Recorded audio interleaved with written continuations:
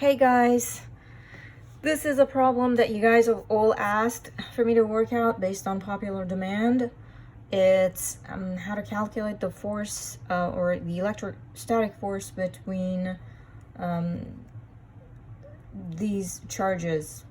In particular, what is the net magnitude of the electrostatic force on this charge? And then they're like put on this axis such as this. So before we start, however, we need to know a few things.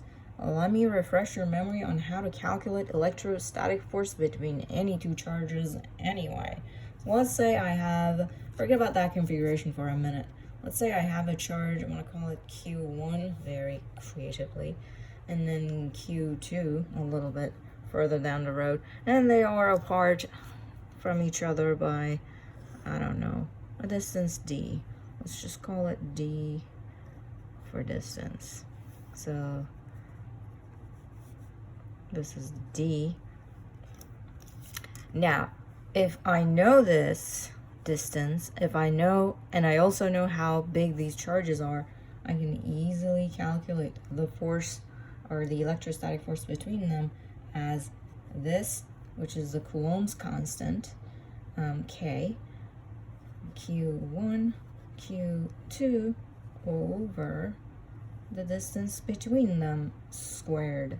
Now, these guys have to be expressed in legit SI unit, which is distance gotta be in meters, and Q1 and Q2 have to be in coulombs, which is the SI unit for electric charge. Having said that, the strategy for this, well, in here we have a little bit of a more complicated situation. We don't have two charges, we have three. So what are we gonna do here? Are we gonna just put like Q3 in here? No. The strategy here is we're gonna take turns with these charges and calculate the force between pairs of charges separately, and at the end add them together. So first we're gonna just ignore that this guy's in the middle. We calculate the force between this guy and that guy. That's one. And then we're gonna just ignore that this is here, calculate the force between this and that, and at the end add them together. You're with me so far? All right, let's give them some names here. I want to call this guy Q1, the second one Q2, and the third one Q3. So this is the guy in question. We want to find out the force on this guy.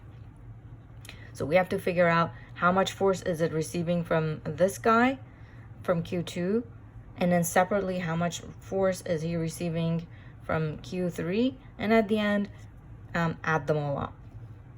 Okay, so let's do some calculation.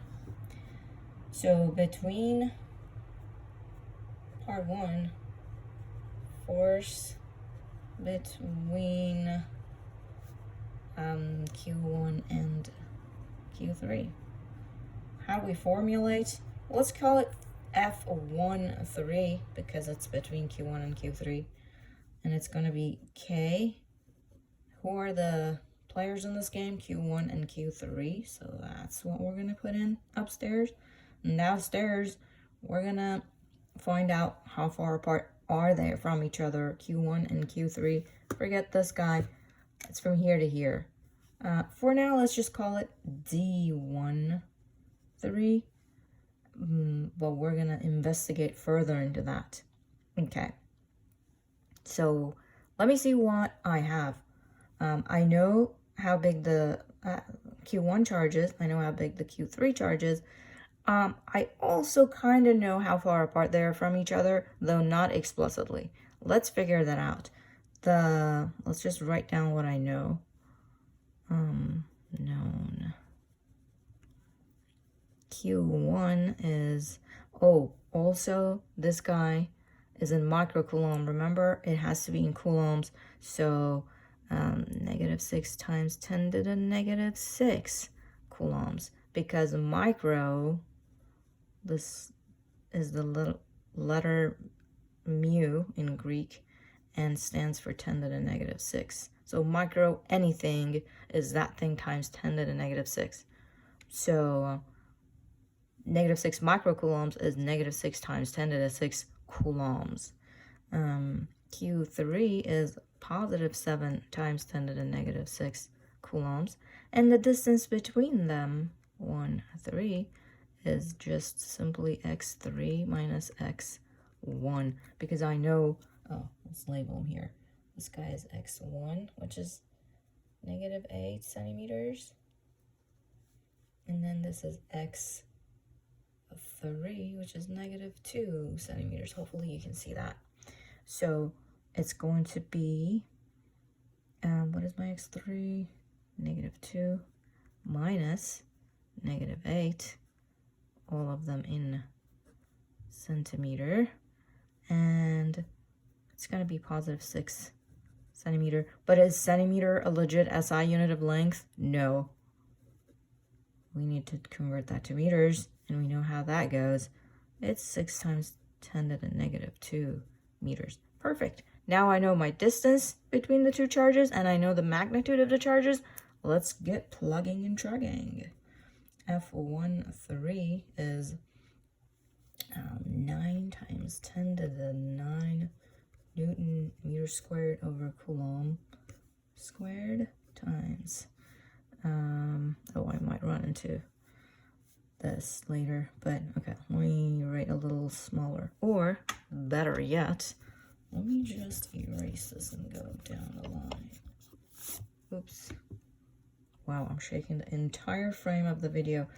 All right, F13 equals 9 times 10 to the 9 Newton meter squared over Coulomb squared. Negative 6 times 10 to the negative 6 coulombs times positive 7 times 10 to the negative 6 coulombs, all over 6 times 10 to the negative 2 meters squared. And if you do the calculation, if you actually punch it into your calculators, you're going to get, I'm old school. Let me actually show you how I do it. I just do 9 times negative 6 times positive 7 times 10 to the all the powers of 10. I have a positive 9 here, negative 6 and a negative 6, that's negative 12 plus 9, that's negative 3. And then the coulombs are going to cancel out with this guy. So whatever this is Newton meter squared. Downstairs I have 36 times 10 to the negative 4 meters squared. And then these are going to get canceled out. F13 equals, I've actually done the calculation. It's negative 105. That's going to come out in Newton, and that better be the case because it's a force. So, and what does that negative mean? That means it's an attractive force, because remember, one of them is negative, the other is positive, so it's going to be an attractive force between them. Now, we have done part 1. Part 2, we're going to just do the same song and dance. That was a very chubby Roman numeral too. We're going to do the same song and dance and calculate F23. I will ask you to pause the video here and actually do the calculation yourself. And then at the end, we're going to check our work against one another. And we're back. Okay, so hopefully you're able to do the calculation and get that the force between, the electrostatic force between the 9 microcoulomb guy and the 7 microcoulomb guy is actually negative 354.38 newtons, right? Doing the same song and dance, all right? Hopefully you got that. Now the question is, what is the total amount of force on the 7 microcoulomb guy? Is it in the frame? Yeah. So all we need to do now is to just add them up. Thankfully, both of them are in the same direction, i.e. both of them are attractive and they're negative. So all you need to do is just add them up. I've actually took the liberty of doing it. And here is a pictorial guide as to how do we calculate the magnitude of the net force. Well, the force between the 9 microcoulomb guy and the 7 microcoulomb guy, I showed it with like a 3 centimeter arrow because it's in like the 300s newtons. And then the force between the 6 microcoulomb guy and the 7 microcoulomb is also an attractive force, but it's like in the hundreds, so I gave it a shorter arrow. But the sum of the forces are going to be negative 105 plus negative 354, and it's going to come out as negative 459.38 newtons. But since the problem is asking for the magnitude, you just put in for your answer the 459. Of course, your numbers are going to be different, so this is my version with these given charges and the distances between them. Also, if I have to like give it an arrow for the magnitude of the final force, so it would be something in the 400, so it would be like a bigger arrow, something like that. That would be my sigma F, or like F net. All right, sigma F, which is F net. It's gonna be this. So what about if the charges were in a different configuration? Well, now all you need to know is to calculate how far apart they are from each other given their coordinates on the x-axis. So let's say like you have a combination like that. I don't know.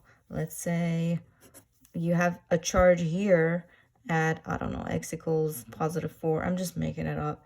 And then you have one here at x equals negative 5. And then somewhere smack in the middle, right? And then you want to find out what is the force on this guy, right? This is like x equals 0. Then again, you calculate the force between this guy and the guy in the middle. Separately, you calculate the force between this other charge and the charge in the middle, and then you add them up. Now, depending on what type of charges there are, if this is an attractive or repulsive force, then the answers might be either adding or subtracting. All right, hopefully this was helpful. Good luck solving your problem. Thank you.